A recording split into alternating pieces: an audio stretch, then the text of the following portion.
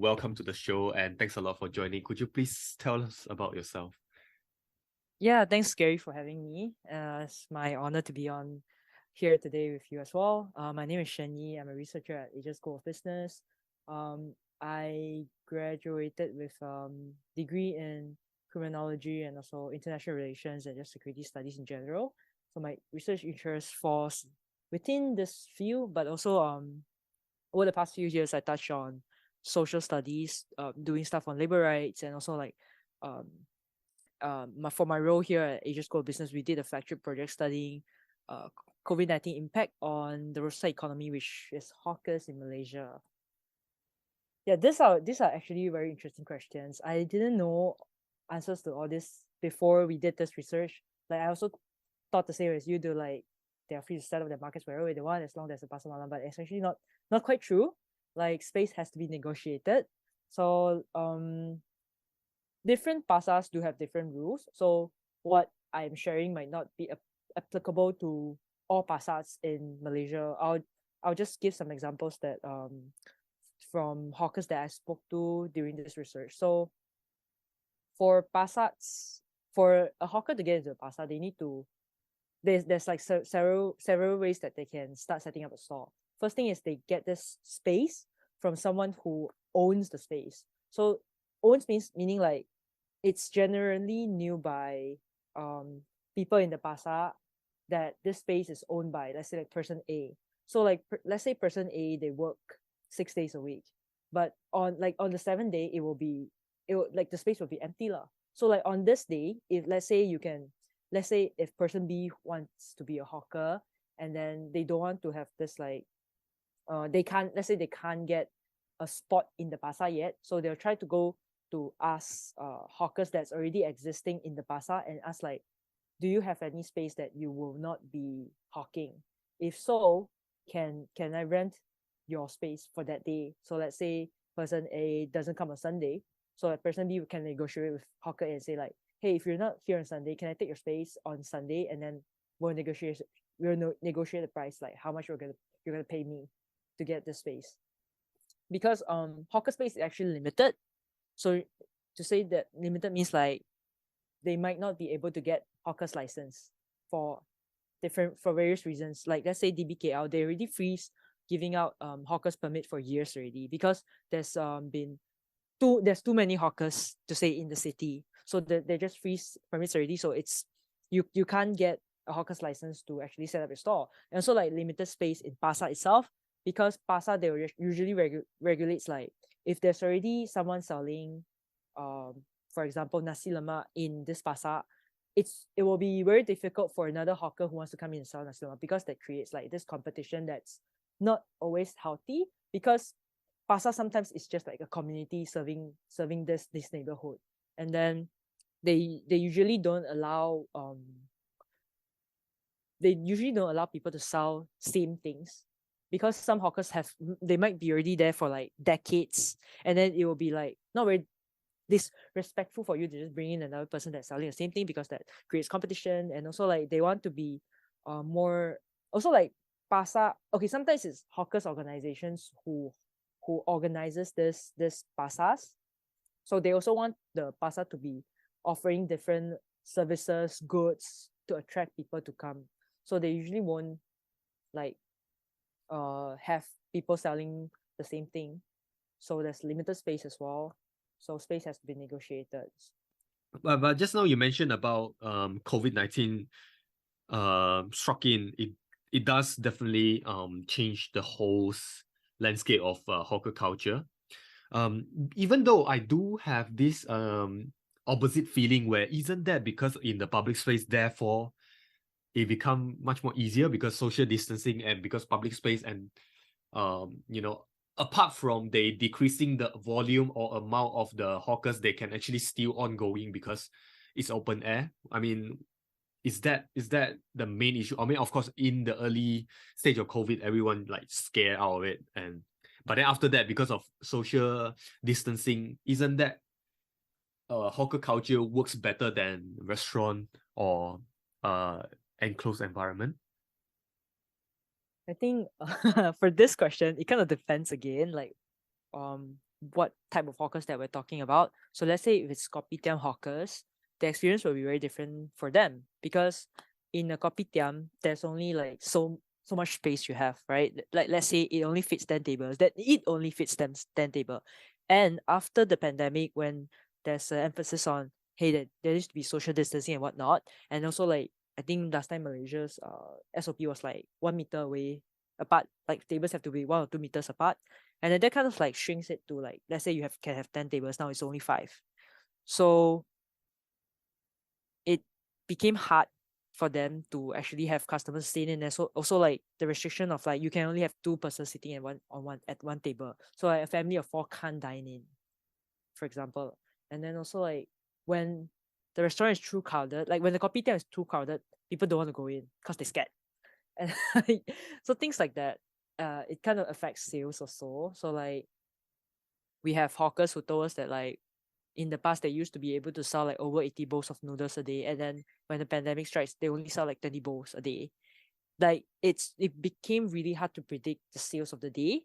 So there's been loss there lah. Like let's say they thought that going to be 40, they can sell 40 bowls, and then in the end they only sell like 10-20 bowls. So like there's loss there. So sometimes they under prepared, so like the sales today turn out better than they thought it would be. So they kind of like lost the profit there also. So that's for kopitiam hawkers. Like pandemic actually, it became even hard for them. Also like sometimes when customers don't adhere to SOPs, they are the one who kena fine, or like kopitiam owner, the one who kena fine.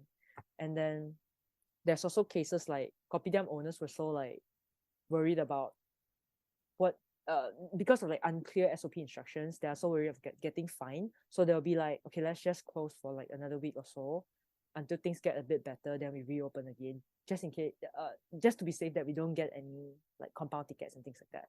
So for roadside hawkers, or okay, let's say like for pasar malam, for pasar hawkers, it's a bit different. Like in some way, it's better because it's open air and whatnot, that people feel like kind of safer.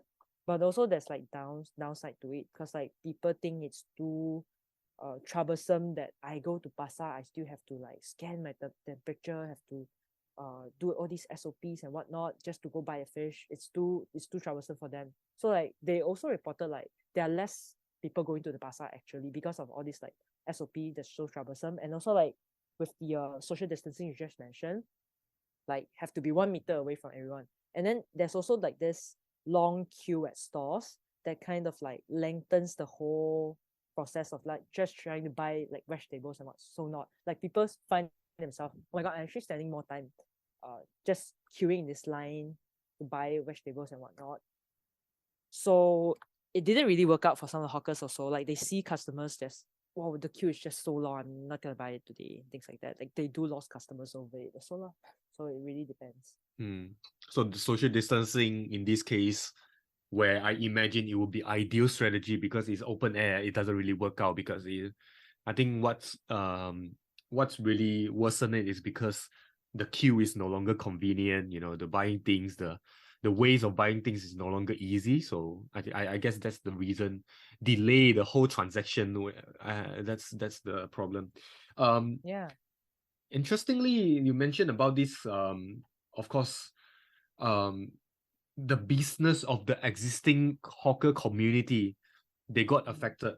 My question now is there anyone because of COVID? I mean, of course, along the way we can see like even pilot or architect, they lost their job and then they have to turn into other jobs as well. So now my question is, do you see a great influx of hawkers turn into other job? They change their job into other sector? Or do you see any scene where because a lot of professionals or without or non-professionals, they might be doing bigger restaurant and then now they have to go down to hawkers and hawker to set up hawker store to do their business. So one way is to contributing into the hawker culture, another one is going out to the hawker community. I mean, what was the statistic that you found, if there's any? Maybe I'll give you 2 examples, example for both. So we do see people from both sides.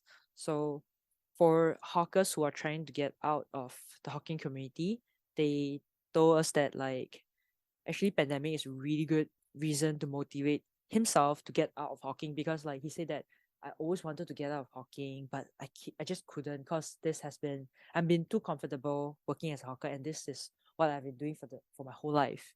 And then when pandemic comes, and he wasn't able to hawk again because not a lot of markets have reopened, and he's a mobile hawker because he actually sells clothes and whatnot.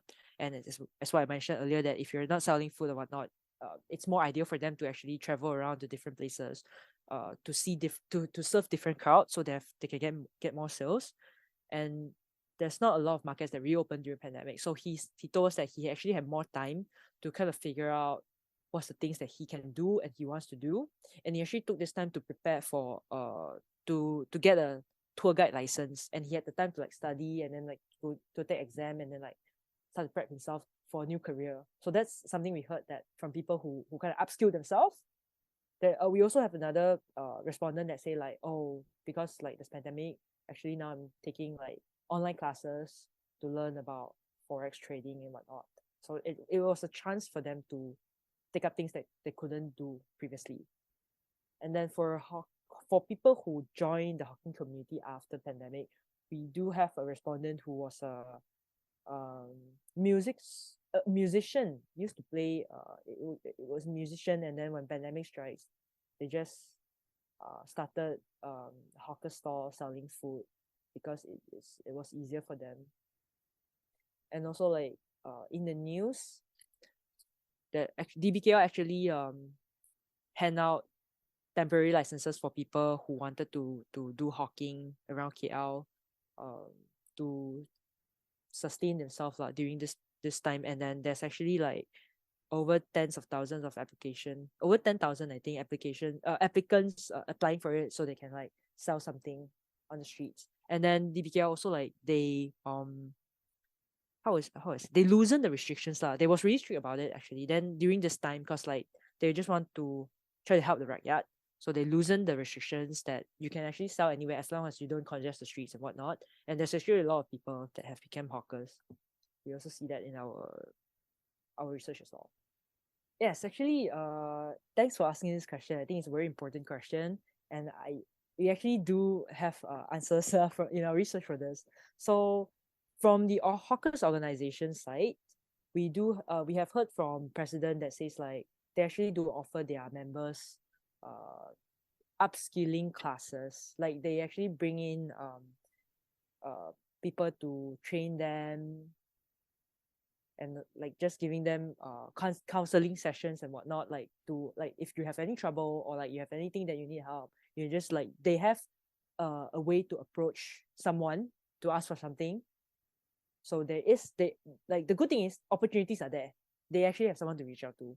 And then also like for respondents, I think it kind of depends as well, like what there's the attitude of the respondent. So we have one respondent. They actually told us that like, oh, they started selling this nasi, and then customers been telling him that they really love his samba. But the thing is, his samba cannot last long. Like it will go bad after, let's say, like a day or two lah. So like, and then it's not convenient for the customers, because like sometimes they would just want to have like ready to eat anytime. I miss your samba, I can just like take it from my fridge and then like open it and makan. But then the time he say like he's having trouble with like trying to find a way to preserve his samba. So he told us that he's been trying very hard and going to classes to learn how to preserve his samba. So we do see some hawkers who are trying to like constantly improving their recipes and also to serve different needs of their customers. Some like customers don't just want to eat on the spot, but also they want something that, hey, I can take away from you when I like it. Yeah, also like I mentioned, like the other hawker who say like it's finally a chance for me to move out from hawking and to go be a tour guide. He told us that he was working as a Grab driver at that time, like part-time Grab driver, and then whenever like markets reopen, he'll go be hawker. He'll start hawking again, and then also like in his free time, he just like studies for his tour guide exam. So we do see hawkers trying to like upskill themselves, and then also like there's hawkers who never thought of going online, and then they say like, hey, pandemic makes me realize that like I should really like look for different opportunities to make more revenue, and then who can I reach out to with all these like new platforms and things like that. Yeah. I just really would like to emphasize that, given that I guess most of your audience would be from architecture side of it, I would also like to touch on my colleague who's been working on space, like hawker space, and what does it mean for hawkers to negotiate for space, how do they get this space and whatnot. And if anyone's interested, can also reach out to me as well, and then I'll connect you with my colleague, or also you can just stay tuned to our website to read that. There's a lot more, definitely, but I would like to emphasize on that because it might be more relevant. And yeah,